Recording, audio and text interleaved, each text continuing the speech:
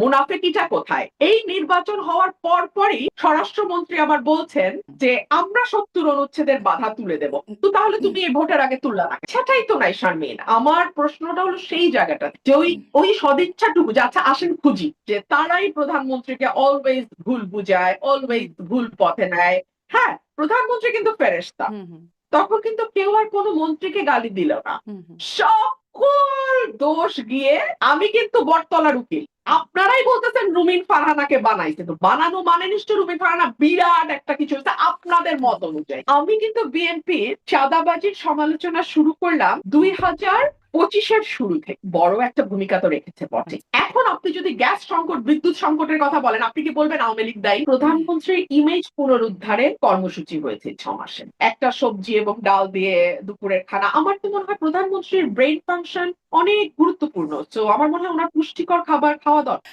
এখন রাজনীতিতে না আপনাকে কেউ জায়গা করে দেবে না, রাজনীতিতে সুসময় আসবে তবে আমি ফিরবো, এটা বোধহয় কাজ করে। রাষ্ট্রপতি নির্বাচনে আপনার ভোট না দেওয়াটা আলোচনায় আসছে। আপনি একটা গণমাধ্যমে দেখছিলাম, কেন আপনি ভোট দেন নাই সে বিষয়ে আপনি বলেওছেন। তারপরেও একটু আপনার কাছে জানতে চাওয়া, যে এই যে আপনি আসলে বলেছেন যে এটা একটা অনর্থক আয়োজন। এই অনর্থক আয়োজনের মধ্যে আসলেই তো মানে ভোট দিলেও রাষ্ট্রপতি হয়ে যাবেন মির্জা ফখরুল ইসলাম আলমগীর, না দিলেও আসলে সেরকমটাই হয়ে যাবেন। কিন্তু এই পুরো অনর্থক আয়োজনে শুধুমাত্র সরকারি দলই না, বিরোধী দলও যুক্ত হলো। তারা আবার একজনকে প্রার্থীও করলেন, কর্নেল অলি আহমেদকে। তিনি আবার কিছু সংখ্যক ভোটও পেলেন। মানে কেন, এর মাহাত্ম্যটা কি? এত আয়োজন করে অনর্থক কাজটা করবার মাহাত্ম্য কি? এটা তো আসলে বিরোধী দল বলতে পারবে কেন তারা এটার অংশ নিল বা কেন তারা এটার অংশ হলো। সো আমি তো এটা বলতে পারবো না। এক, দুই হচ্ছে যে দেখুন, আমার কাছে মনে হয়েছে যে আহ নিঃসন্দেহে মির্জা ফখরুল ইসলাম আলমগীর বাংলাদেশের বেশিরভাগ মানুষের এবং আমার অত্যন্ত শ্রদ্ধার, অত্যন্ত সম্মানের একজন ব্যক্তি। কিন্তু আসলে গণতন্ত্র মানে হচ্ছে, যদি ভোট আপনি মিন করে থাকেন, সেখানে একটা অনিশ্চয়তা থাকতেই হবে। এবং সেই অনিশ্চয়তাটা যদি না থাকে তাহলে এটাকে আমি ভোট না বলে রাদার আমি মনোনীত বলতে পারি, তাই না? এবং ভোটের আগেই আমরা জানি যে কে কতটা ভোট পাবে, এটাও আমরা জানি যে উনি কতটা পাবেন এবং উনি কতটা পাবেন। তো এটাকে আমি কি করে ভোট বলি, তাই না?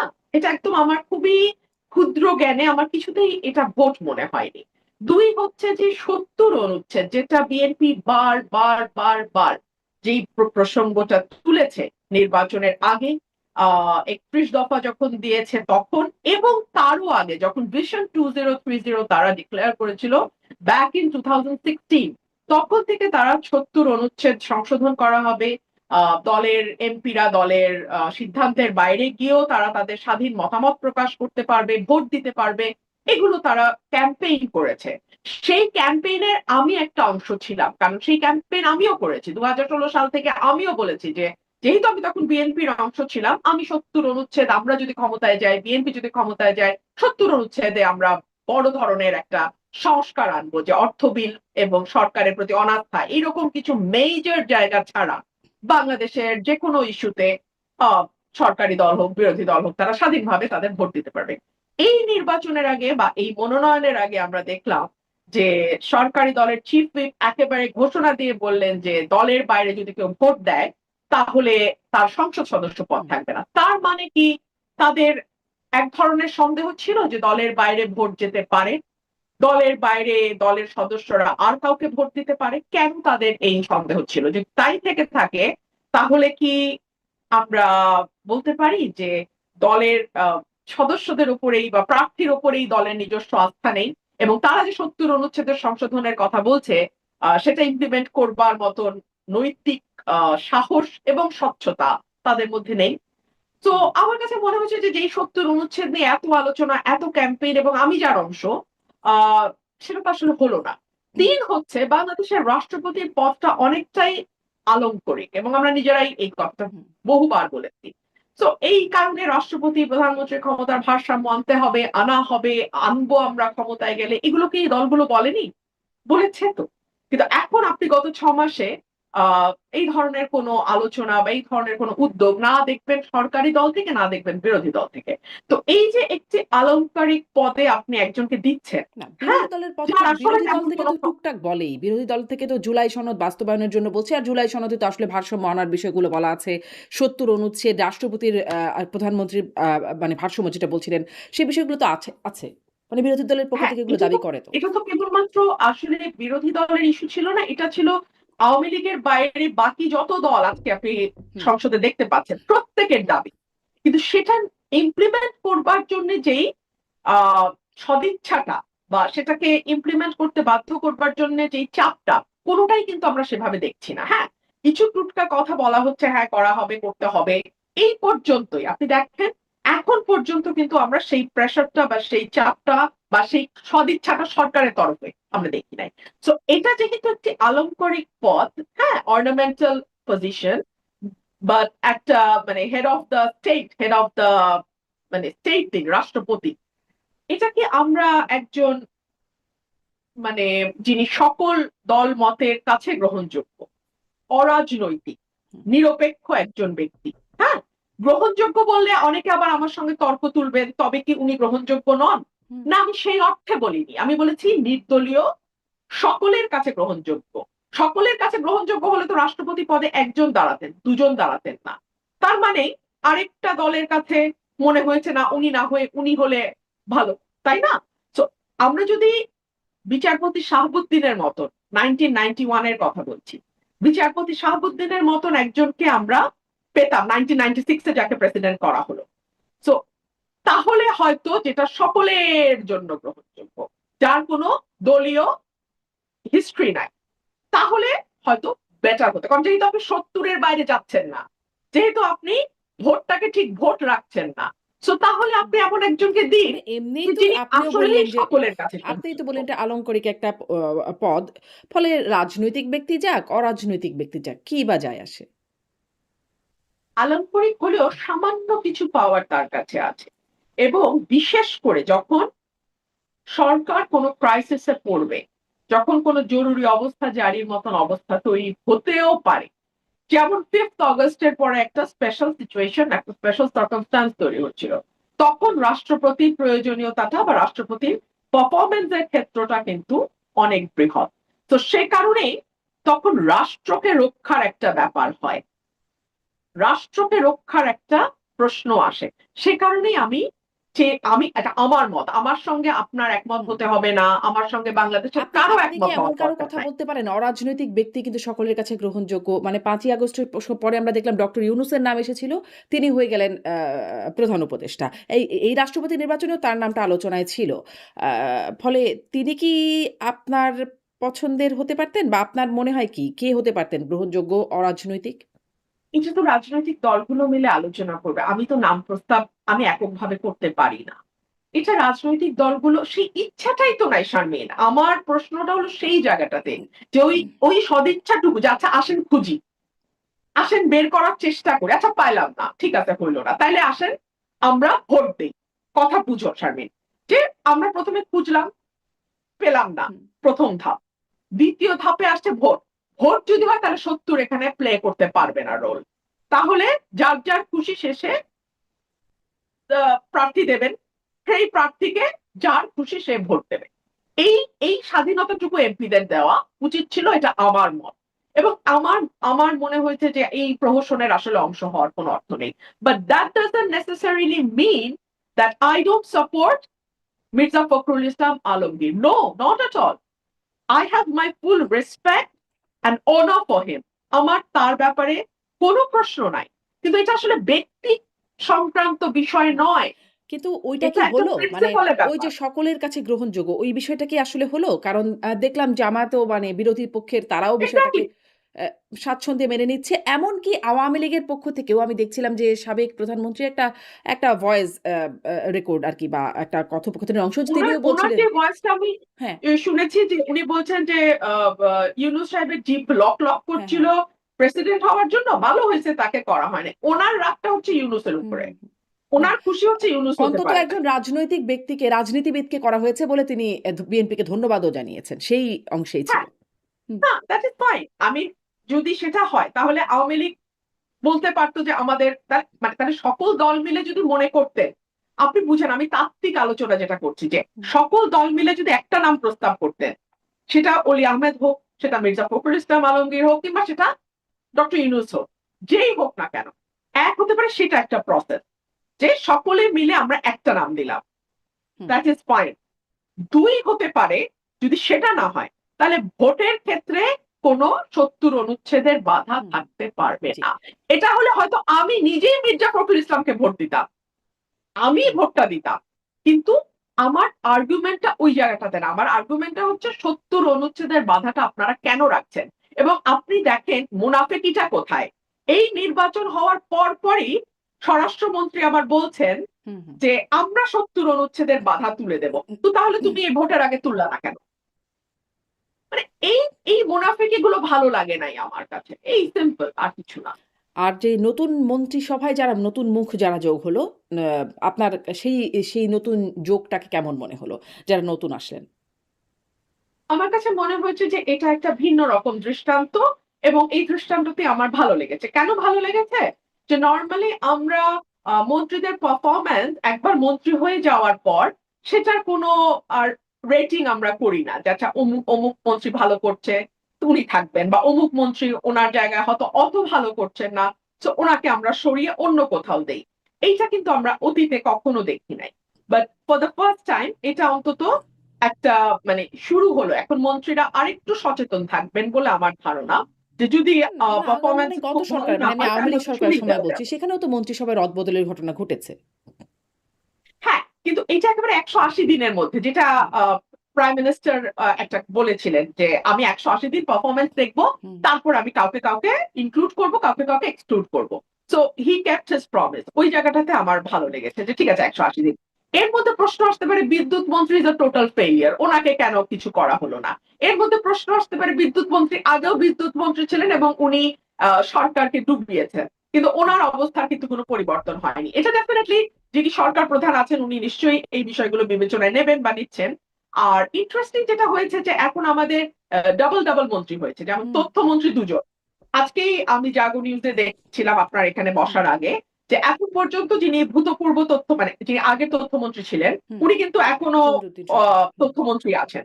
So, এই মুহূর্তে যে মুহূর্তে আমি আপনি কথা বলছি, আমাদের এখন তথ্যমন্ত্রী দুজন, পররাষ্ট্র প্রতিমন্ত্রী দুজন।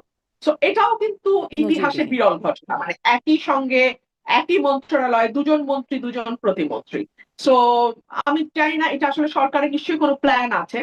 তো এটা তো এখনো 24 আওয়ার্স পার দেখা হয় নাই। যাচ্ছে যে লেটস সি কিছু, কিছু হোয়াটস দ্য গণমাধ্যমে প্ল্যান। দেখছি যে মানে আগের মানে তথ্যমন্ত্রী যিনি জহিরুদ্দিন স্বপন, তাকে প্রধানমন্ত্রীর মন্ত্রী পদমর্যাদায় প্রধানমন্ত্রীর উপদেষ্টা করা হবে। এরকমটা দেখছি। আর আন্দালিব রহমান পার্থ থাকবেন হচ্ছে তথ্যমন্ত্রী।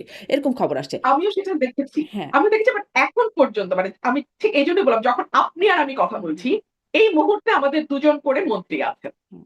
তো এটা কি মানে আপনি ভেতরে থেকে দেখেছেন, জোটের মধ্যে জোট নেতাদেরকেও দেখেছেন। জহিরুদ্দিন স্বপনের চাইতে কি আন্দালিব রহমান পার্থ তার যোগ্যতর তথ্যমন্ত্রী হিসেবে, বা তিনি কি একটু কম যোগ্য আ যিনি আগে ছিলেন বা এখনো আহ আছেন? যিনি ছিলেন উনি মাত্র ৬ মাস কাজ করেছেন। আমার পক্ষে ইভ্যালুয়েশন দেয়াটা মুশকিল। আর পার্থ ভাই is he is now for the first time. এখনো উনি কাজ শুরুই করেননি। সো এই কম্পারিজন তো আসেই না। আর দুজনকেই ব্যক্তিগতভাবে আমি চিনি। দুজনেই চমৎকার মানুষ। দুজনেই অত্যন্ত আমি কি বলবো? অত্যন্ত চমৎকারভাবে কথা বলেন মিডিয়ার সঙ্গে। দুজনেরই খুব ভালো একটা বোঝাপড়া আছে, যতদূর আমি জানি। হুম। সো আমার কাছে মনে হয়েছে দেখা যাক কি হয়। আচ্ছা, মাত্র ১৮০ দিন বলছেন। এই ১৮০ দিনে আপনি আসলে, আপনি তো খুব, আপনার সাথে মিডিয়ার সম্পর্ক খুব ভালো। আমরা যখন গণমাধ্যমে মেইনস্ট্রিম মিডিয়াগুলোতে কাজ করতাম তখনও দেখেছি, বা অন্যান্য যারা আছে তাদের সাথেও আপনার সম্পর্ক খুব ভালো। আপনি মানে আপনি আসলে পার্থক্য কতটুকু দেখলেন এই ১৮০ দিনে? গণমাধ্যমে কি পরিবর্তন হলো? আহ আপনি গণমাধ্যমের ভূমিকার কথা বলছেন? সার্বিকভাবেই বলছি। গণমাধ্যমের ভূমিকার কথা, গণমাধ্যমের ভেতরের চিত্রের কথা। কারণ আপনি যখন ভেতরে যান, ভেতরের অনেক কিছুই আপনার চোখে পড়ে, বা অনেকেই আপনার সাথে খুব ক্লোজলি মেশেন। ফলে এই প্রশ্নটা করছি যে গণমাধ্যমের ভেতরে গণমাধ্যমের ভূমিকা কি পরিবর্তন হলো? আহ দেখুন, গণমাধ্যমের মধ্যে এক ধরনের ভীতি কাজ করছে। মানে আগের আমলে চাপে হোক, সেলফ সেন্সরশিপের জন্য হোক বা মালিক পক্ষের চাহিদা অনুযায়ী হোক, তাদেরকে একভাবে কাজ করতে হয়েছে। হ্যাঁ, যেটা হয়তো অনেক সময় প্রফেশনাল এথিক্স এর সাথেও এক ধরনের ক্ল্যাশ তৈরি হয়েছে, মানে হতে বাধ্য হয়েছে।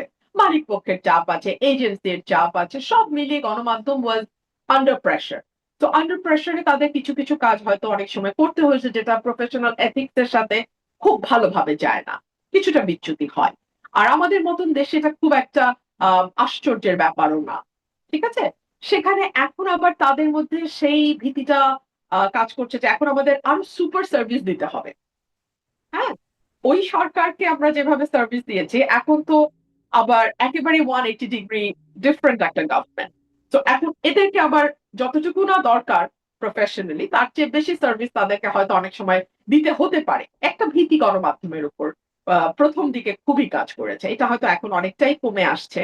আরেকটা হচ্ছে যে সর্বোচ্চ তো এক ধরনের ইমব্যালেন্স তৈরি হয়েছে। হ্যাঁ, সর্বোচ্চ এক ধরনের ইমব্যালেন্স তৈরি হয়েছে। সেটা কিরকম?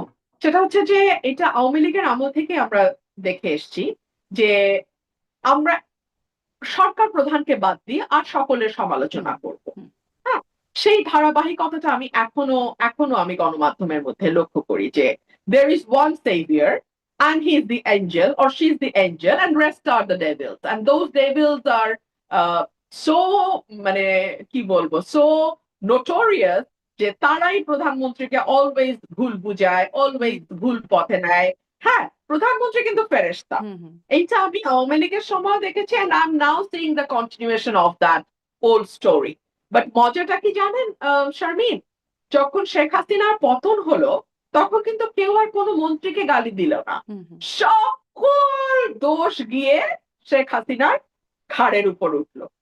হ্যাঁ, এত বছর উনি ফেরেশতা, এখন ওয়ান অ্যান্ড অনলি দুষ্ট person became Sheikh Hasina after fifth hmm, hmm, August, তাই না? হুম, তো আমি খালি এই এই সরকারকে ওটুকুই মাথায় রাখতে বলবো। হ্যাঁ, যে আপনারা কোনো তেলবাজিতে না গা ভাসায় দিয়েন না, কারণ এটা যখন ব্যাকফায়ার করে তখন ওই সরকার প্রধানের উপরেই পুরা গুলিটা চলে যায়। তখন কিন্তু আর আপনার পারিষদ, চাটুকার, আহ এখন যাদেরকে শুভানুধ্যায়ী দেখবেন তাদেরকে কিন্তু কেউ বকবে না।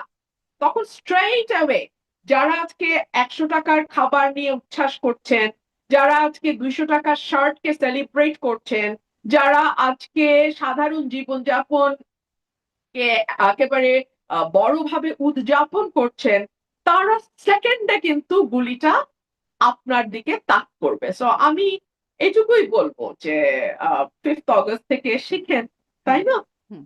আপনি মানে ফেরেশতা আর ডেভিলের মধ্যে এক রাতের ডিফারেন্স, হুম, এক রাতের মধ্যে।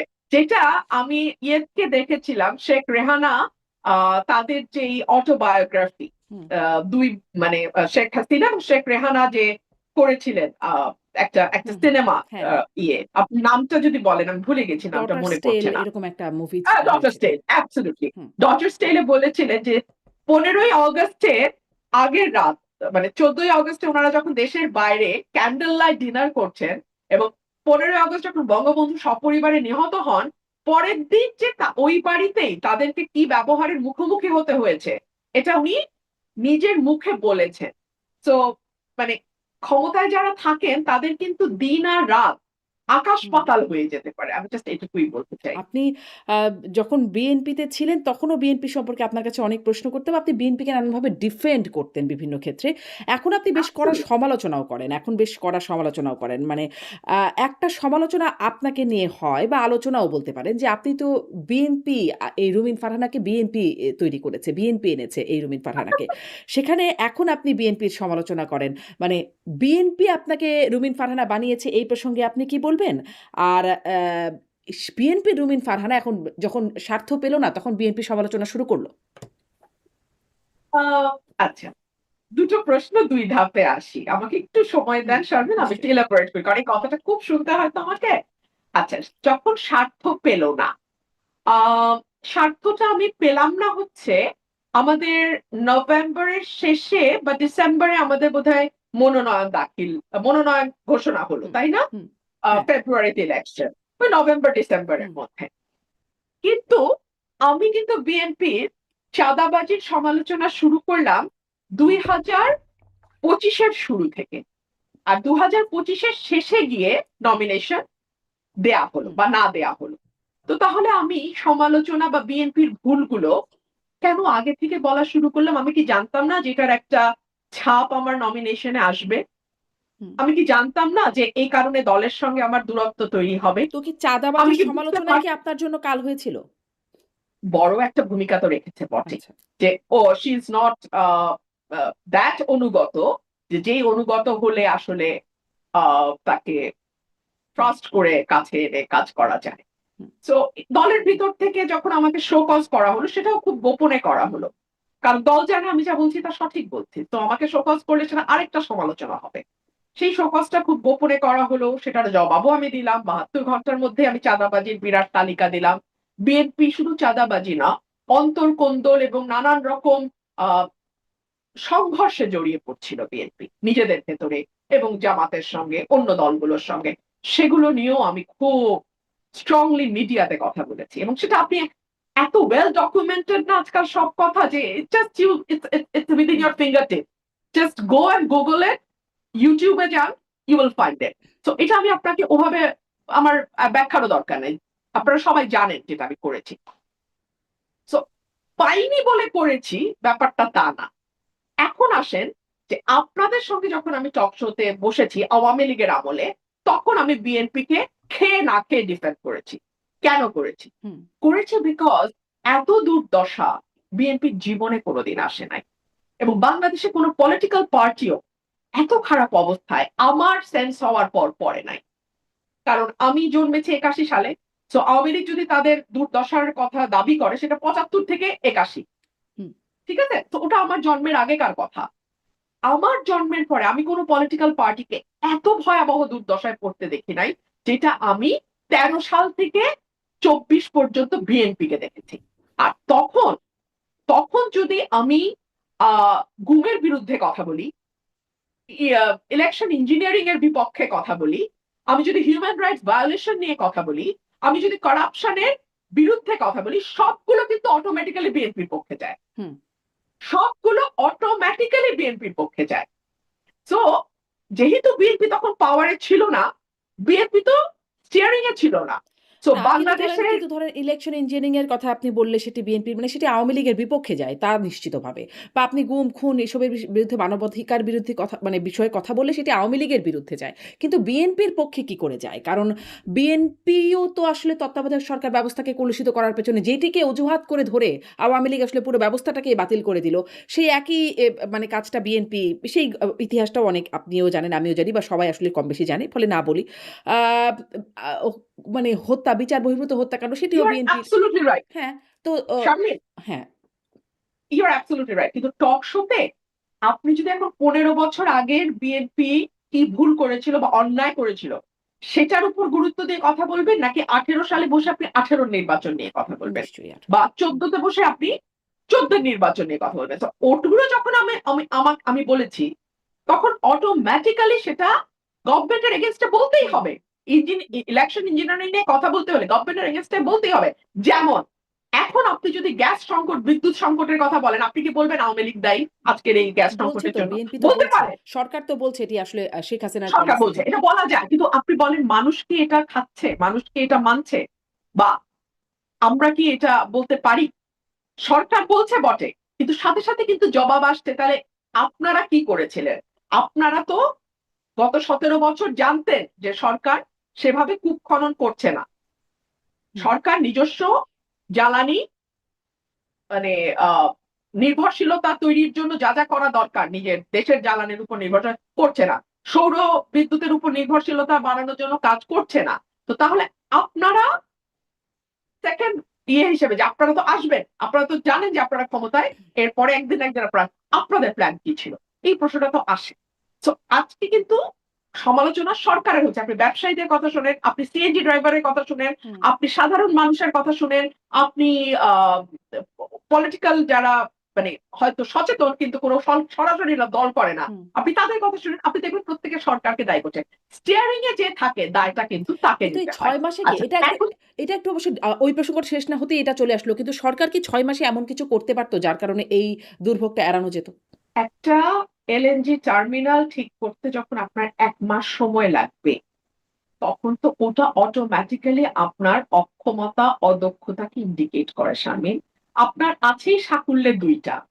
আরেকটা হাসিনা করতে চেয়েছিল, ইউনূস সরকার এসে ওটা বন্ধ করেছে। হুম, তো আছেই সাকুল্যে ২ টা। তার মধ্যে একটা বন্ধ হলে আপনি জানেন না আপনার কি হুম, দশাটা হবে। সেটা ঠিক করতে আপনার ১ মাস লাগবে। যদি লাগে তাহলে আপনি অদক্ষ সরকার Sharmin. It's simple as hmm, that. আচ্ছা এখন জরুরি প্রশ্ন যেটা আপনার ১ম প্রশ্ন। আমাকে দল রুমিন ফারহানা করেছে। এই যে এই কথাগুলো বলার মাধ্যমে একভাবে যারা এই কথাগুলো বলছে তারা দাবি করছে যে রুমিন ফারহানা হ্যাজ বিকাম সামথিং। আমি কিন্তু নিজেকে সামথিং মনে করি না। আমি খুবই তুচ্ছ নগণ্য বাংলাদেশের একজন নাগরিক, যিনি রাজনৈতিকভাবে সচেতন, পেশায় আইনজীবী এবং রাজনীতি কর্মী। এটা হচ্ছে আমার নিজের পরিচয়। কিন্তু আপনি যখন বলেন যে রুমিন ফারহানাকে রুমিন ফারহানা বানিয়েছে, তার মানে আপনি ধরে নিচ্ছেন আমি একটা কিছু হয়েছি। হুম, আচ্ছা, আসেন এখন ধাপে ধাপে। রুমিন ফারহানা নামটা আমার পারিবারিকভাবে দেয়া। এটা বিএনপি নামটা আমাকে দেয় নাই। এটা আমি আমার বাবা-মা আমার হুম, জন্মের পরে রুমিন ফারহানা নামটা রেখেছেন। আমার আইনজীবী আমার বাবা-মা খরচ করে, কষ্ট করে, পয়সা খরচ করে আমাকে উনারা পড়িয়েছেন। আমিও কষ্ট করে পড়াশোনা করে আইনজীবী হয়েছি। কোর্টেও দৌড়াদৌড়ি করতে হয়, পেশা চালাই, এভাবে করছি। এখন আপনি যদি মনে করেন বিরাট একটা কিছু আপনি করেছেন, তাহলে কি করেছেন আপনি? আপনি আমাকে ১০ বছর, আমি বিএনপির কথা বলছি, আমাকে সহ আন্তর্জাতিক সম্পাদক করেছেন। বিএনপিতে এরকম সহ আন্তর্জাতিক সম্পাদক আরো ১-১৫০ আছে। সকল সহ। আন্তর্জাতিক এই সহ আন্তর্জাতিক সরি, সহ আন্তর্জাতিক ছিল আরো ৫ টা, আন্তর্জাতিক ছিল আরো ৫ টা। মোট ১০ টা ছিল আন্তর্জাতিকেই। আর সহ অন্যান্য হুম, সব সহশিক্ষা, সহ প্রশিক্ষণ, সহ স্বাস্থ্য, সহ কর্মসংস্থা ইত্যাদি, ইত্যাদি ধরলে আরো ৩ ছিল। তো তারা কেউ কেন আসলে আ নামে উদ্ভাসিত হইল না? ১, মহিলা এমপি আমাকে বিএনপি বানিয়েছিল।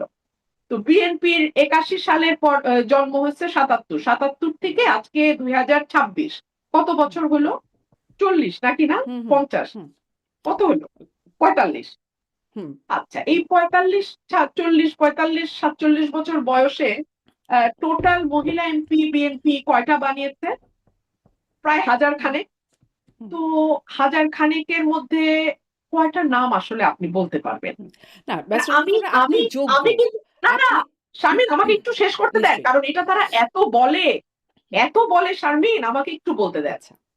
হুম, আমি নিজেকে বাংলাদেশের নাগরিক, বটতলার উকিল এবং একজন রাজনৈতিক কর্মীর বাড়ি কিচ্ছু মনে করি না। কিন্তু আপনি যখন বলেন বিএনপি আমাকে রুমিন ফারহানা বানাইছে, তার মানে আপনি মিন করেন যে আমি রুমিন ফারহানা বিরাট একটা কিছু হয়ে গেছি। তো বিরাট একটা কিছু যদি হয়ে থাকি, তাহলে বিএনপি আসলে আমাকে কি বানাইছে? মহিলা এমপি বানাইছে। তো মহিলা এমপি তো এখন পর্যন্ত প্রায় হুম, কয়েক হাজার হইছে। আপনি ১০ জনের নাম বলেন। না, না থাক ৫ জনের বলেন না প্লিজ। হুম। ৫ জনের বলেন। আপনি তো সচেতন সাংবাদিক। আপনি বলেন না। না, মানে কিংবা ধরেন কিন্তু ওই প্ল্যাটফর্মটা যদি আপনাকে না দিত, তাহলে কি আপনি এই রুমিন ফারহানা হতে পারতেন? মানে বিএনপির ওই প্ল্যাটফর্ম ব্যবহার করে অনেকেই পারেন নাই। কিন্তু আপনি পেরে গেছেন। ২০১৩ সাল থেকে আমি মিডিয়াতে কথা বলছি হুম, এবং আমার একটা স্টাইল আছে যে স্টাইলটার কারণে আসলে আর ১০ জন টকারের সঙ্গে আমার একটা ডিফারেন্স একদম। তৈরি হয়। হুম, স্টাইলটা হচ্ছে আমার মেধা কম, আমার মনে রাখার শক্তি কম, আমার স্মরণ শক্তি কম। সে কারণে না আমি তথ্য সব হাতের কাছে নিয়ে যেতাম। পত্রিকার কাটিং রাখতাম, আমি লিখতাম, গুগল সার্চ করে লিখতাম। আমি বইগুলোতে যা তথ্য পাই সেগুলো টুকে রাখতাম। কারণ আমার তো বুদ্ধি কম এবং মেধাও কম।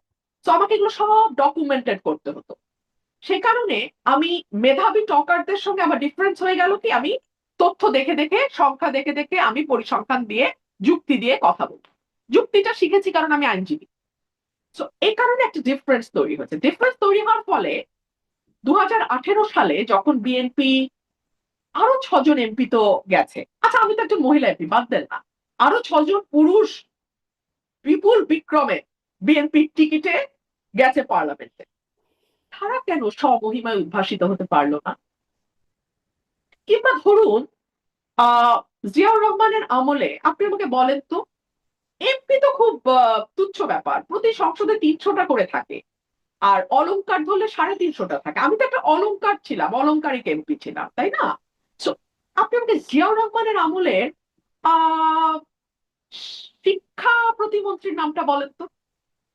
তিনি তো মন্ত্রিত্ব পাইছিলেন, হুম। যিনি হয়েছিলেন, আমি বলতে পারবো না, মানে আপনি বলতে পারবেন মনে কিনা। তো করতে পারি না, হ্যাঁ। কিংবা ধরেন 91 সালে খালেদা জিয়ার আমলে আহ হুম। বাণিজ্য মন্ত্রী বা বাণিজ্য প্রতিমন্ত্রীর নামটা বলেন তো।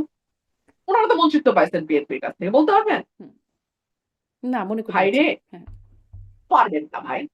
পদ দিলেই যদি তৈরি করা যায় তো ভাই, হুম। তাহলে এতদিনে কয়েক কোটি তৈরি হইতো। আচ্ছা। পদ তৈরি করে না, যে যে যাকে যাকে নিজেই তৈরি করে। আমি কিন্তু বটতলার উকিল। হুম। আপনারাই বলতেছেন রুমিন ফারহানাকে বানাইছে, তো বানানো মানে নিশ্চয় রুমিন ফারহানা বিরাট একটা কিছু হচ্ছে আপনাদের হুম। মত অনুযায়ী। তো সেই কারণেই বললাম, জিয়াউর রহমানের সময় স্বাস্থ্যমন্ত্রীটা কে ছিল, শিক্ষামন্ত্রীটা কে ছিল, সংস্কৃতি মন্ত্রী কে ছিল, খেলার মন্ত্রী কে ছিল, মন্ত্রীদের নামটা বলেন না। এমপি তো ভাই 300টা করে থাকে, আর আমার মতো 2 টাকার অলংকার ধরলে তো 350টা করে হুম। থাকে। ওগুলি বাদই দেন। তো কথা বলার আগে একটু ভাইবেন যে আপনাদের পরদাদার আমলের এমপি কে ছিল, এমপি টেপি না, মন্ত্রী কে ছিল। তারপর ধরেন আপনাদের 91 সালের হুম। সংস্কৃতি মন্ত্রীকে, শিক্ষা মন্ত্রীকে, তারপরে কি স্বাস্থ্যমন্ত্রীকে, এগুলো একটু মনে করেন। স্বরাষ্ট্র কে ছিল 91-তে, একটু মনে করেন। মন্ত্রী যদি কাউকে অত কিছু বানাইতে না পারে, তাহলে একটা আলংকারিক এমপি কিভাবে দল বড় বানায় আপনি একটু বলেন শারমিন। আমার তো একই হুম। বোকা বুদ্ধি, তার উপরে স্মরণ শক্তি কম, আমি তো এগুলো বুঝি না। জি, স্পষ্ট আপনার ব্যাখ্যা। আপনি যেহেতু মানে সরকারের অনেক কিছু ক্ষেত্রে প্রশংসাও করেন এবং বলছিলাম কড়া সমালোচনা করেন। আপনি আসলে এই ১৮০ দিনের মূল্যায়নটাও বিভিন্ন জায়গায় করেছেন। আমাকেও একটু বলেন যে কিভাবে আপনি সরকারের ১৮০ দিন গেল মূল্যায়ন করছেন। I have a plan, সেই প্ল্যানের বাস্তবায়ন আসলে মাননীয় প্রধানমন্ত্রীর প্ল্যানের যে বাস্তবায়ন সেটি আসলে কতটুকু দেখছেন? এই ১৮০ দিনের ৩ টা অগ্রাধিকার ছিল। ৩ টা অগ্রাধিকার, যেটি মন্ত্রিসভার ১ম বৈঠক। নির্বাচনের পরে ফেব্রুয়ারিতে যেটি হয়েছিল। আইনশৃঙ্খলা, দ্রব্যমূল্য এবং জ্বালানি সরবরাহ স্বাভাবিক রাখা। সেটি সহ বাকি যা দেখছেন। আপনি 3টা অগ্রাধিকার যে 3টা বললেন, এটা নিয়ে কি সত্যি আমার মন্তব্যের প্রয়োজন আছে? আপনার সত্যি মনে হয় যে আমি এটা নিয়ে মন্তব্যের কোনো প্রয়োজন আছে? এক। দুই হচ্ছে, আমার কাছে মনে হয়েছে এটা প্রধানমন্ত্রীর ইমেজ পুনরুদ্ধারের কর্মসূচি হয়েছে 6 মাসে। কারণ প্রধানমন্ত্রী নিজেও জানেন যে বাংলাদেশে আহ, একটা সিরিয়াস ইমেজ ক্রাইসিস এই প্রধানমন্ত্রীর ছিল। সুতরাং 100 টাকার লাঞ্চ, এটাকে বারবার হাইলাইট করা হয়েছে। আহ একটা সবজি এবং ডাল দিয়ে দুপুরের খানা। আমার তো মনে হয় প্রধানমন্ত্রীর ব্রেইন ফাংশন অনেক গুরুত্বপূর্ণ। তো আমার মনে হয় ওনার পুষ্টিকর খাবার খাওয়া দরকার, এবং প্রতিদিন 3 বেলা 3,000 টাকার লাঞ্চ, ডিনার, ব্রেকফাস্ট হলে বরং জাতি উপকৃত হবে, কারণ তাহলে তার ব্রেইনটা আরো দ্রুত কাজ করবে। ওনার ব্রেইন যদি আমার মতো কাজ করে, তাহলে বিপদ না? আমি 50 টাকার লাঞ্চ খাইতে পারি, কারণ আমার ব্রেইনের তো কোনো দাম নাই। কিন্তু উনি তো প্রধানমন্ত্রী, উনার লাগে 5,000 5,000 5,000 15,000 টাকা খাক, তবু ব্রেইনটা বেটার কাজ করবে। আর তারপরে যেমন ধরুন সস্তা শার্ট, সাদা শার্ট, এটা একটা ইমেজ, মানে এগুলো মানুষ কিভাবে নিচ্ছে না নিচ্ছে, ওটা তো আসলে আশপাশে যারা থাকে তাদেরও একটা মেধার লেভেলের ব্যাপার আছে। হ্যাঁ, ওনারা ওনাদের বুদ্ধি মতন ইমেজ পুনরুদ্ধারে কাজ করছেন, কিন্তু এটা তো ওনাদের বুদ্ধি মতো।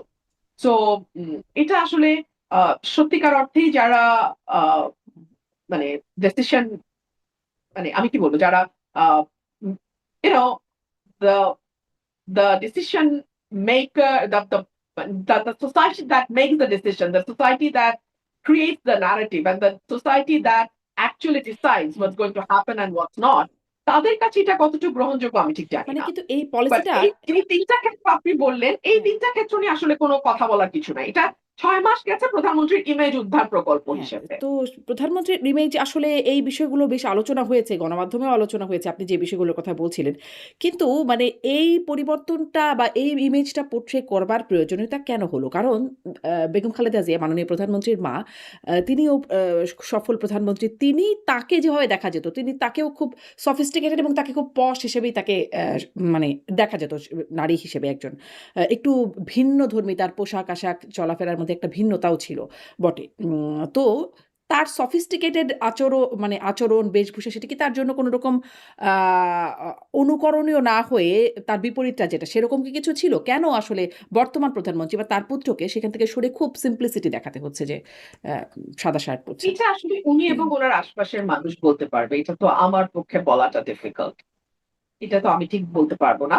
তবে আ ম্যাডামের যেটা আমি মানে আমাদের এক্সপেরিয়েন্স যেটা ছিল সেটা হচ্ছে যে ম্যাডাম ওয়াজ ভেরি জেনুইন।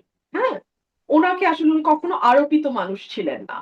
আ উনি যখন রাজনীতিতে আসেন 80s এ তারপর থেকে উনার যে একটা নিজস্ব স্টাইল গড়ে উঠেছে সেটা নিয়ে বিরোধী পক্ষ অনেক সময় অনেক রকম কথা বলেছে। But she never paid any hmm, attention to that. Hmm, hmm. So she was very genuine and she was very confident. তো ওনার টা আমি এইটুকুই বলতে পারি। বাট এখন যিনি প্রধানমন্ত্রী আছেন, উনি হি ইজ ভেরি হাম্বল যেটা আমি শুনি। He is very humble, he is very polite in personal conversation. আর বাকিটা ইমেজ বিল্ডিং এর যেটা সেটা উনার আশেপাশে যারা আছেন, উনারা ভালো বলতে পারবেন। এটা আমার পক্ষে এটা কি বলা মুশকিল।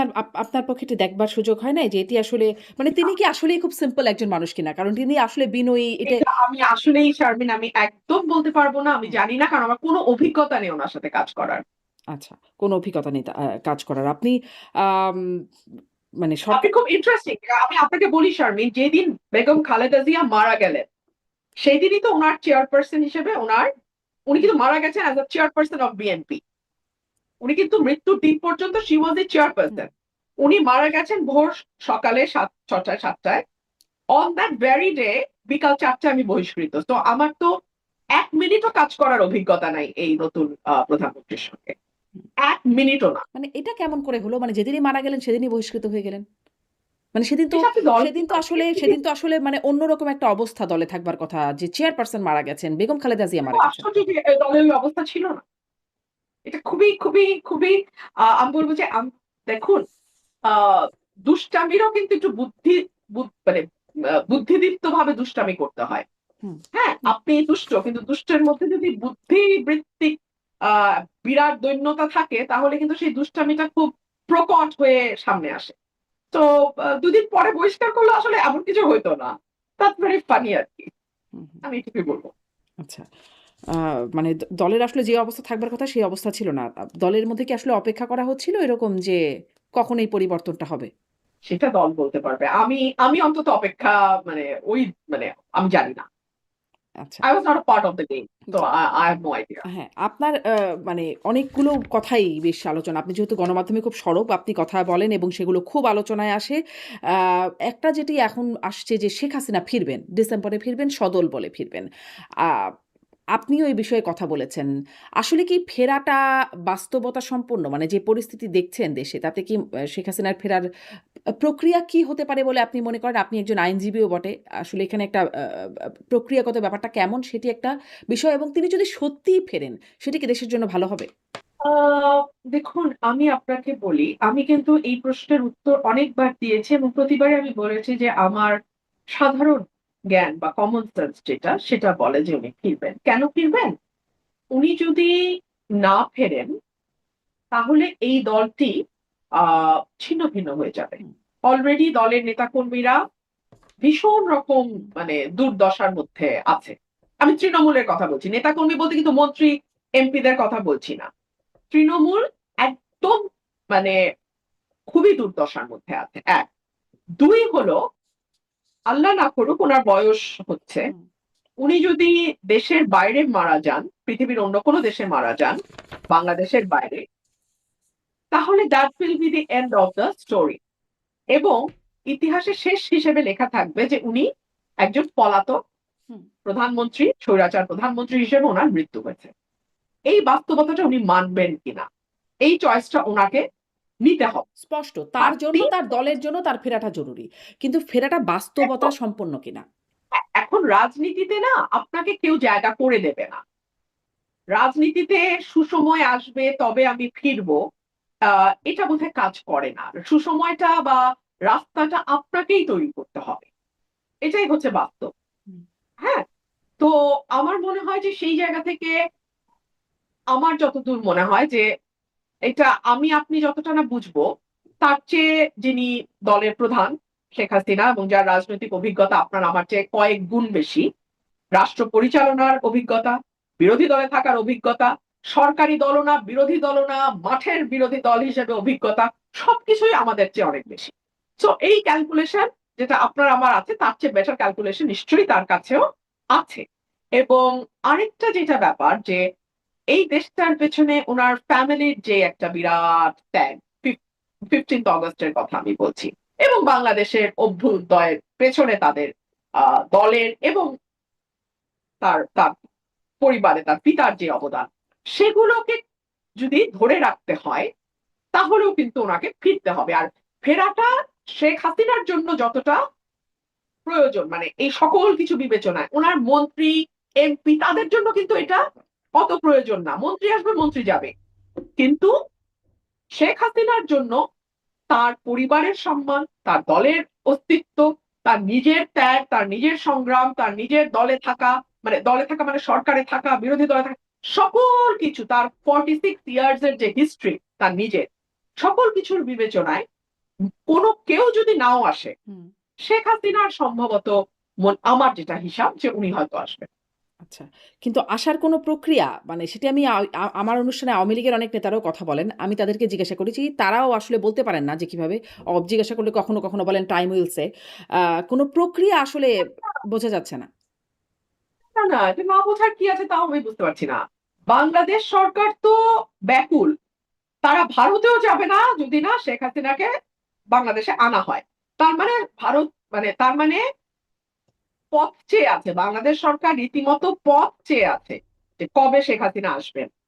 তো আর শেখ হাসিনাও বলছেন যে তিনি বাংলাদেশে ফিরবার জন্য ব্যাকুল হয়ে আছেন। তো দুই তরফই তো ব্যাকুল। তাহলে অসুবিধা কি? আরেকটা খুব কিন্তু উদ্ভট এই যে কথা ডাক্তার বিএনপি জাহিদ অবশ্য বলেছেন, তিনি ডাক্তার জাহিদ মাননীয় প্রধানমন্ত্রী উপদেষ্টা তিনি বলেছেন যে তারা চায় ধরে নিয়ে আসতে, বেঁধে নিয়ে আসতে। কিন্তু শেখ হাসিনা এখন বলছে তিনি নিজেই ফিরতে চান, আত্মসমর্পণ করতে চান। মানে হয়তো এটি তাদের পছন্দ হচ্ছে না যে তিনি আত্মসমর্পণ করতে আসবেন। তারা ধরে বেঁধে নিয়ে আসতে চায়। এবং এখন এজন্যই হয়তো ভারতকে বারবার অনুরোধ করছে কিনা সেটারও বিশ্লেষণ আপনি হয়তো বলবেন। যে তাকে ফিরিয়ে দেবার জন্য যেই বারবার অনুরোধটা করছে, আহ্বানটা জানাচ্ছে। আ মানে এটি কি একটা বিশ্লেষণ কিনা? ওনার ওনাকে বাংলাদেশে এনে বিচারের মুখোমুখি দাঁড় করানোটা কি সরকারের উদ্দেশ্য? নাকি বিষয়টাকে নিয়ে খেলাধুলা করা সরকারের উদ্দেশ্য? যদি খেলাধুলা হয় তাহলে না উনি আসলে কিন্তু হবে না। ভারতকে নিয়ে আসতে হবে, বেঁধে নিয়ে আসতে হবে, প্লেনে দাঁড় করিয়ে নিয়ে আসতে হবে। ফার্স্ট ক্লাসে আনলে হবে না, ইকোনমি ক্লাসে আনতে হবে। ইকোনমি ক্লাসে আনলে হবে না, প্লেনের লেজে বসিয়ে আনতে হবে।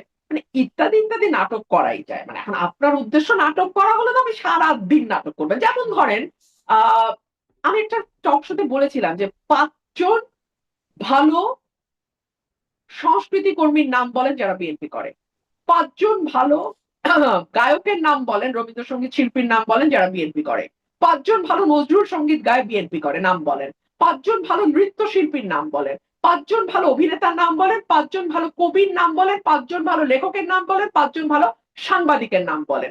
অর্থাৎ বুদ্ধিবৃত্তিক কাজের সঙ্গে এবং মননশীল সৃজনশীল কাজের সঙ্গে যুক্ত বা ৫ জন আর্টিস্টের নাম বলেন। ফার্স্টে আপনি পারবেন না ভাই। আপনি দিস্তার পর দিস্তা রিসার্চ করতে পারেন, আপনি পাবেন না। সে কারণেই বিএনপির বুদ্ধিবৃত্তিক যে দৈন্যতা, তার ফলে বিএনপির কর্মীরা দেখে অনেকে বলে আমি শেখ হাসিনাকে কি কি জানি কি ফিরায় আনবার চেষ্টা করছি। আরে ভাই আমি করতে গেছি, আমি কি পুলিশ, আমি কি মন্ত্রী, আমি কি স্বরাষ্ট্র মন্ত্রণালয়ের দায়িত্বে, আমি কি আইন মন্ত্রণালয়ের দায়িত্বে, আমি কি প্রধানমন্ত্রী, আমি কি করে শেখ হাসিনাকে ফিরে আসবো? আমি আইনজীবী, বটতলার উকিল হিসেবে আমি যেটুক বুঝি আমি ওইটুক বলি। রাজনীতির একজন কর্মী হিসেবে আমি যেটুক বুঝি আমি ওইটুক বলি। হুম। নাকি ওইটুক তোমাদের মন মতো না হলে বলাও যাবে না, তাই না? তো এই যে ইডিয়টিক কথাবার্তা বিএনপি বলে, আমার মনে হয় যে বিএনপির কিন্তু আমার মনে হয় যে এরকম বোকার মতো কথা বলার চেয়ে চুপ থাকাটা বেটার। মুখ বাঁধা ছালার দাম কিন্তু লাখ টাকা। যতক্ষণ পর্যন্ত না তোমার স্টুপিডিটিটা একেবারে দৃশ্যমান হয়ে যাচ্ছে, ততক্ষণ পর্যন্ত তুমি বরং বেটার ইউ কিপ কোয়াইট। হুম। আমি এটাই বলবো, মানে আমি ফিরায় আনতে চাই। আচ্ছা, হাউ ফানি, মানে who am I to bring her back, and how is that possible? I'm not in charge of home. I'm not in charge of law. I'm not in charge of government. So even if I want to, how can I? আচ্ছা, এটিই বলা হচ্ছে হ্যাঁ, যে আপনি ফিরিয়ে আনার চেষ্টা করছেন। কিন্তু তিনি যদি ফিরে আসেন বলে Very আপনার fun. যে ধারণা, তিনি ফিরে আসলে আসলে কি পরিস্থিতি ভালো হবে? নাকি সেটি আরো মানে আরে খারাপ এই কিছু? সরকার, শুনেন ভাই, এই সরকার যে তিনটা অগ্রাধিকার বললেন, গ্যাস, বিদ্যুৎ, জ্বালানি, হুম। আইন শৃঙ্খলা, দ্রব্যমূল্য, দ্রব্যমূল্য। আইন শৃঙ্খলা, তিনটাতে অশ্বডিম্ব প্রসব করছে। এর উপরে যদি শেখ হাসিনা বাংলাদেশে আসে, এইটা আমি এই বছরের শুরুতে বলছিলাম, সবচেয়ে বড় বেকায়দায় পড়বে হাসিনা, এই সরকার। না পারবে তাকে ফাঁসি দিতে। ফাঁসি না দিলে অন্য যে রাজনৈতিক দলগুলো আছে তাদের কেউ কেউ এমন অবস্থা তৈরি করবে যে দেশে একটা অচল অবস্থা তৈরি হবে। না পারবে তাকে মানে কারাগারে নিতে। কারণ শেখ হাসিনা বাংলাদেশে পাড়া দেওয়া মাত্রই হুম, নেতা কর্মীদের মধ্যে যে একটা উদ্দীপনা তৈরি হবে, সেই উদ্দীপনা সামাল দেওয়ার মতো শক্তি সরকারের আছে কিনা সেটাও একটা প্রশ্ন। এই প্রসঙ্গে আপনাকে আরেকটা কথা আমি মনে করিয়ে দেই, তখনও কিন্তু নমিনেশন হয় নাই। ওই যে বলে নমিনেশন না পেয়ে বলতেছি, তখনও কিন্তু নমিনেশন হয় নাই। নমিনেশনের আলাপও হয় নাই। এটা সম্ভবত 25 সালের এপ্রিল মেয়ের কথা, 2025 সালের এপ্রিল মেয়ের কথা। আমাদের একটা প্রোগ্রাম ছিল, আলোচনা। ওখানে মির্জা ফখরুল ইসলাম আলমগীর সাহেবের মেয়ে উপস্থিত ছিলেন, মেয়ের জামাইও উপস্থিত ছিলেন। এটা একটা মানে ইন্টালেকচুয়াল ফোরাম আলোচনা, বাট মানে অডিয়েন্সের সামনে। সেখানে আমি বলেছিলাম যে বিরোধী দল হিসেবে আওয়ামী লীগকে সামলানো নেক্সট টু ইম্পসিবল কাজ। আওয়ামী লীগকে সবসময় বলাই হয় যে তারা বিরোধী দলে থাকবার জন্যই তাদের জন্ম, মানে তারা বিরোধী দল হিসেবে তাদের পারফরমেন্স এরকম। সেটা তারা দীর্ঘ পাকিস্তান আমলে বিরোধী দলে তারা তাদের ভূমিকা পালন করেছেন দীর্ঘ, মানে হুম, সেই চিন্তা করে দেখেন, সেই 47 থেকে আরম্ভ করে 71 পর্যন্ত বিরোধী দল। তারপরেও বাংলাদেশ স্বাধীন হবার পরে বিরোধী দল অনেক সময়, অনেকগুলো বছর। So, বিরোধী দলে আওয়ামী লীগ হচ্ছে একটা আতঙ্কের নাম।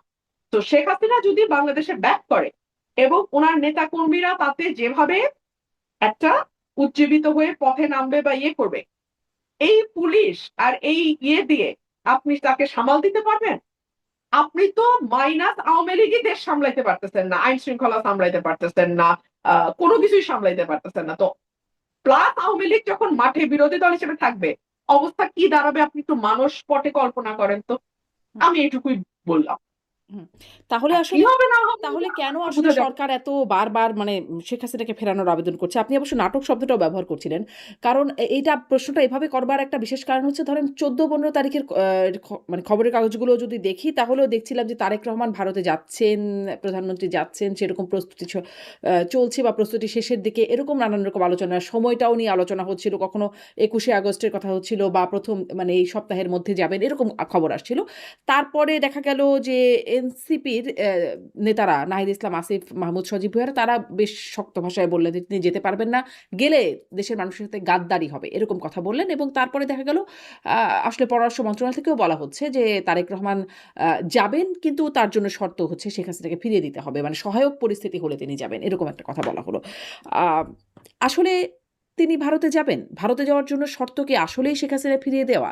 শেখ হাসিনাকে ফিরিয়ে দেওয়ার ব্যাপারে এত জোর তাহলে কেন দিচ্ছেন? আপনি যে এই বিশ্লেষণটা দিলেন সেটি তো তারাও জানেন, তারাও বোঝেন। এই বিষয়ে তারেক রহমান সাহেব আমার সাথে আলাপ করেন নাই। হুম, তো ওনার মনের ভিতরে কি আছে এটা একমাত্র উনি জানবেন, ওনার কাছের ব্যক্তিরা জানবেন, আমি জানি না। আমি একজন অবজারভার হিসেবে আমি যা দেখি আমি আপনাকে তাই বললাম। হুম, আমার ক্যালকুলেশনে যদি একটা শর্ত দেয়া হয় ভারতে যাওয়ার, সেটা হচ্ছে কোনোভাবেই যেন শেখ হাসিনা বাংলাদেশে আসতে না পারে। হুম, এইটুকুই বললাম। আচ্ছা। শোনেন, তারেক রহমান সাহেব 17 বছর এক্সাইল ছিলেন লন্ডনে। শেখ হাসিনা যান নাই লন্ডনে। উনি কি এগুলা তাল বাহানা করছেন তারেককে ফেরত না দিলে লন্ডন যাব না? হুম, এইসব বাহানা আমার কাছে ভাই বাহানা। আর গুজ্জ কথা আমার সাথে কেউ শেয়ার করে নাই, তো আমি জানি না। তাহলে কি আপনার কি মনে হয়, বা যদি এটাও কি কোনো জানেন কিনা, তারেক রহমান কি যাচ্ছেন ভারতে? ভারতে যাচ্ছেন? আমার কি মনে হয় আমি তো বলে দিলাম, না, না, যদি ভারত হ্যাঁ, ভারতে যাচ্ছেন একদম কিনা? ওয়াদাবদ্ধ হয় যে কোনোভাবেই শেখ হাসিনাকে ভারত আসতেই দিবে না, হুম, শেখ হাসিনা প্লেনে চড়লেও ভারত প্লেন থেকে টেনে শেখ হাসিনাকে নামায় রাখবে, তাহলেই কেবলমাত্র সম্ভবত বাংলাদেশ সরকার ভারত সফরে যাবে। আচ্ছা, আচ্ছা। আহ, ভাই শুনেন শুনেন শুনেন, হ্যাঁ, ভাই শুনেন, ধরলাম শেখ হাসিনার কাছে পাসপোর্ট নাই, হুম, সরকার can issue a travel pass now at this moment. Hmm, hmm, And Sheikh Hasina, if she really wants to come back, she can come back tomorrow. Hmm. That's all I can understand. Rest, আপনারা চিন্তা করে বলেন। চিন্তা করে নিজেদের উত্তর নিজেরা খোঁজেন। এখন তারেক রহমান যাবেন কিনা, আপনার এই বিষয়ে আপনার মানে বিশ্লেষণ কি? আমি জানি না। আচ্ছা, আপনি জানেন না। আমি জানি না। ২ রকম চাপ আছে। হুম। যেই চাপ জয়ী হয়। এই ২ রকম চাপ কোন, কোন পক্ষ থেকে? একটা সফট চাপ দিয়ে যাওয়া উচিত। হুম, প্রতিবেশী বদলানো যায় না। হুম, একটা নতুন শুরু হওয়া উচিত। নতুন একটা ফ্রেশ স্টার্ট যেটাকে বলে সেটা হওয়া উচিত। আ ভারতের সঙ্গে আমাদের অনেকগুলো বিষয় আছে, মীমাংসিত এবং অমীমাংসিত। গঙ্গা পানি চুক্তি শেষ হচ্ছে হুম, এই ডিসেম্বরে। বছর। হুম, কি হবে? ৫৪ টা অভিন্ন পানি আছে, নদীর পানি আছে। কি হবে? এইটার শর্ট করলে ওইটার শর্ট করলে তাড়াতাড়ি ভারত থেকে আনতে হয়। কি হবে? ভিসা বন্ধ থাকলে আমাদের দেশের মানুষ, আমাদের সাধারণ মানুষ যারা চিকিৎসার জন্য একটু কম খরচে বেটার ট্রিটমেন্ট এ যেতে চায় তারা পড়ে যায় বিপদে। সো ইত্যাদি, ইত্যাদি অনেক বিষয় আছে। আর একমাত্র আ সেটা একটা লেখায় পড়ছিলাম, একটা কলামে একজন লিখেছেন যে একজন কেন আমি নামই বলি, আমাদের দেশনেত্রী বেগম খালেদা জিয়ার প্রেস সেক্রেটারি ছিলেন ভদ্রলোক, হ্যাঁ? উনি লিখছিলেন যে একমাত্র অতি ব্যাককল ছাড়া কেউ নেক্সট ডোর নেইবারের সাথে সম্পর্ক খারাপ করে না। হুম, অতি ব্যাককল মানুষই কেবলমাত্র নেক্সট ডোর নেইবারের সাথে সম্পর্ক খারাপ করে। উনি সাবেক প্রধানমন্ত্রী বেগম খালেদা জিয়ার প্রেস সেক্রেটারি ছিলেন। সো ওনারই ফেসবুক স্ট্যাটাসটা দেখলেই আপনারা পেয়ে যাবেন। আচ্ছা। তো এখন এইটা একটা চাপ আছে। হ্যাঁ? কিন্তু আরেকটা চাপ আছে যে আপনি জানেন বাংলাদেশে এখন আ রাইট রাইটিস্ট ফোর্স এর একটা উত্থান, খুব শক্ত উত্থান। পাকিস্তানের সঙ্গে আমাদের নতুন করে একটা এক ধরনের সম্পর্ক তৈরি হওয়া। আ তুরস্কের সাথে একরকম নতুন সম্পর্ক, আবার আরেকটু দৃঢ় সম্পর্ক বিল্ড আপ করা। আ ৭৭ টা আসন নিয়ে জামাতের পার্লামেন্টে থাকা। এই সবকিছুর তো একটা ইনফ্লুয়েন্স আছে। এবং আ দিল্লি না ঢাকা, দিল্লি না ঢাকা এই স্লোগান তো আমরা কিছুদিন আগে পর্যন্ত খুব, খুব জোরে, জোরে শুনতে দেখেছি। কিন্তু এই স্লোগানের মাঝখানেই যখন আবার ভিসা ওপেন হলো দেখা গেল এক রাতে ১.৫ লক্ষ আবেদন জমা পড়ে গেল। লাইন জট হয়ে গেল, আ সার্ভার ডাউন হয়ে গেল ইত্যাদি, ইত্যাদি। সো এই আর কি। তো আচ্ছা, ২ রকম চাপই আছে। দেখা যাক। আচ্ছা। একটু আরো ছোট, ছোট করে ২-১ টা ইস্যু কথা বলে ফেলি যে আগস্ট মাস যাচ্ছে, ২১শে আগস্ট গেল। ২১শে আগস্টের সেই বোমা হামলার মামলায় যারা আসামি ছিলেন সবাই বেকসুর খালাস পেলেন। মানে ২৪ জন মানুষ মারা গেছেন সেই বোমা হামলার ঘটনায়। কিন্তু কেউ সেই ঘটনায় দায়ী না। আচ্ছা, যারা খালাস পেলেন ঠিক আছে, তারা দায়ী না। কিন্তু কারা দায়ী সেই বিষয়ে কোনো তদন্তও হলো না। ওই সময় যেটা হয়েছিল বিএনপি সরকারের সময় জজ মিয়া একটা নাটক হয়েছিল। সেটি পরবর্তীতে আসলে বিএনপিও বলেছে যে এটি আসলে কিভাবে, কিভাবে হয়েছিল, নানান রকম ব্যাখ্যা ছিল। কিন্তু এখনকার যেটা দেখা গেল যে ২৪ জন মানুষ মারা গেল একটা বোমা হামলায় মারা গেল যখন বিএনপি সরকার ক্ষমতায় ছিল। কেউ এটার জন্য দায়ী না। আ এটি আসলে কেমন হলো? শারমিন, একটা আ চমৎকার সিনেমা ছিল 'নো ওয়ান কিলড জেসিকা'। হুম, আমি জানি না আপনি দেখেছি। দেখেছেন কিনা।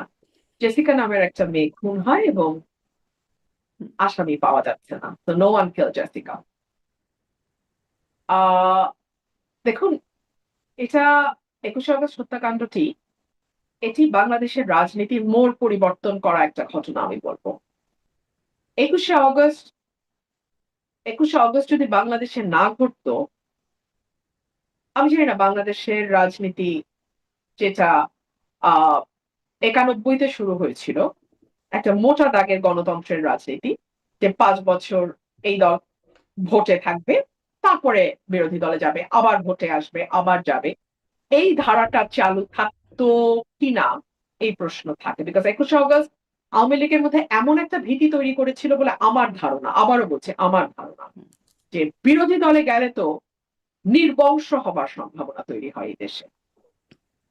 সো কোনোভাবেই বিরোধী দলে যাওয়া যাবে না, সেটা আপনি তত্ত্বাবধায়ক বাতিল করে হোক, সেটা আপনি ব্যালট বাক্স ছিনতাই করে হোক, সেটা আপনি জাল ভোট দিয়ে হোক, whatever be the case, I cannot be in the opposition. কারণ অপোজিশনে গেলে নির্বংশ হয়ে যেতে হবে। সো 21শে অগস্ট, এটা এটা আসলে না, এই মুহূর্তে যখন আমি বলবো, একদল আমাকে মাথায় তুলে নাচবে, আরেক দল আমাকে কুৎসিত ভাষায় গালাগালি করবে, দুটার কোনোটারই কিন্তু লজিক নাই। কিন্তু আমি আমার ধারণাটা বলছি, এক সময় না এক সময়, মানে যখন আজ থেকে 100 বছর পরে যখন এই সময়ে নিয়ে লেখা হবে, যাদের কোনো স্বার্থ থাকবে না এই সময়টাকে বিশ্লেষণ করতে, যারা কোনো দিকে টান থেকে লিখবেন না, কেবলমাত্র ইতিহাসের খাতিরে ইতিহাসকে দেখবেন, তারা হয়তো 21শে আগস্টের যে ইম্প্যাক্ট, যেটা বাংলাদেশের রাজনীতিতে যে ভীষণ বড় একটা ইম্প্যাক্ট 21শে আগস্ট অগোচরে রেখে গেছে, সেটার উপরে লিখবেন। বাংলাদেশের গণতন্ত্র, বাংলাদেশের আইনের শাসন, বাংলাদেশের বিচার ব্যবস্থা, বাংলাদেশের সকল কিছুকে দলীয়করণ, বাংলাদেশে গুম বিচার বহির্ভূত হত্যাকে রাষ্ট্রীয়ভাবে মদত দেওয়া, এই সকল কিছুর পেছনে এই 21শে আগস্ট back of the mind, maybe that work, একটা একটা একটা সময় হয়তো এই বিষয়গুলো নিয়ে অনুসন্ধান হবে, গবেষণা হবে এবং লেখা হবে। তো তার আগ পর্যন্ত আমি আপনাকে এইটুকুই বলি, কোনো অন্যায়, nothing goes unpunished and unchallenged. 21শে আগস্ট আজকে আপনি হাত ধুয়ে ফেলছেন, no one kill Jessica, no one no one contributed on 21st August incident, fine, খুব ভালো, বাট কে জানে এটা সামনে আর 5 বছর, আর 7 বছর পরে আরো ভয়ঙ্কর 21শে আগস্ট হবার পথ তৈরি করে দিচ্ছে কিনা। আমি শুধু মানে এটুকুই বলবো, কোনো অন্যায়কে আপনি মাটি চাপা দিয়ে রাখলে সেখান থেকে এর চেয়েও ভয়াবহ অন্যায়ের জন্ম হয়। তখন এটা যেমন এই এটা এটা ল ঘটনায় অফ নেচার। জি, তখন যেমন এই ঘটনায় জঙ্গি সংশ্লিষ্টতার কথা বলা হচ্ছিল। মানে অনেকদিন আওয়ামী লীগ সরকারের সময় হলি আর্টিজান একটা বিশাল বড় ঘটনা। তারপরে বেশ নানান রকম কোথাও নাটক, কোথাও জঙ্গি তৎপরতা দমন, নানান রকম কিছু করে জঙ্গি তৎপরতা একরকম দমনের মধ্যে থাকলো। তারপরে এখন আবার খুব দেখা যাচ্ছে খুব বোমা আতঙ্ক ইদানিং, এবং জাতিসংঘও বলছে বাংলাদেশে আল কায়দার তৎপরতার কথায় উদ্বেগ জানাচ্ছে জাতিসংঘ নিরাপত্তা পরিষদ। মানে আওয়ামী লীগ সরকার একটা বিষয় সেল করতো যে তারা না থাকলে দেশে জঙ্গিবাদ মাথাচাড়া দিয়ে উঠবে, বা আন্তর্জাতিক বিশ্বেও এই বিষয়টা সেল করতো। মানে তাদের কথাটা কি আসলে বাস্তবতায় প্রমাণ হচ্ছে, নাকি আসলে আহ, এখানে কোনো ষড়যন্ত্র? এখন বাস্তবতা বা ষড়যন্ত্র যেটাই হোক, এটা শেষ করবার দায়িত্ব তো সরকারের। সরকারের কাছে সমস্ত টুলস এন্ড অ্যাপারেটাস আছে, এটা তো আমার আপনার হাতে নাই, বিরোধী দলের হাতেও নাই। আপনি পুলিশ বলেন, প্রশাসন বলেন, আর্মি বলেন, বিজিবি বলেন, গোয়েন্দা সংস্থা বলেন, সবই তো সরকারের হাতে। এখন সরকার যদি এটাকে শক্ত হাতে, ষড়যন্ত্র বা বাস্তব যেটাই হোক, দমন করতে না পারে, তাহলে কি প্রমাণ হবে জানেন? প্রমাণ হবে বিএনপি মানেই খাম্বা, বিএনপি মানেই লোডশেডিং, বিএনপি মানেই গ্যাসের অভাব, বিএনপি মানেই চাঁদাবাজি, বিএনপি মানেই আইন শৃঙ্খলা পরিস্থিতির অবনতি, বিএনপি মানেই হচ্ছে জঙ্গিবাদ। সো এটা যদি বিএনপি নিজের ভালো, পাগল নাকি, মানে নিজের ভালো নাকি পাগলও বোঝে, তো বিএনপি যদি না বোঝে, এবং আমরা যারা বলছি আমাদেরকে যদি শত্রু জ্ঞান করে গালাগালি করে এবং বারবার বলে তোমাকে রুমিন ফারানা বানাইছে বিএনপি, কি বিপদ, কি বিপদ।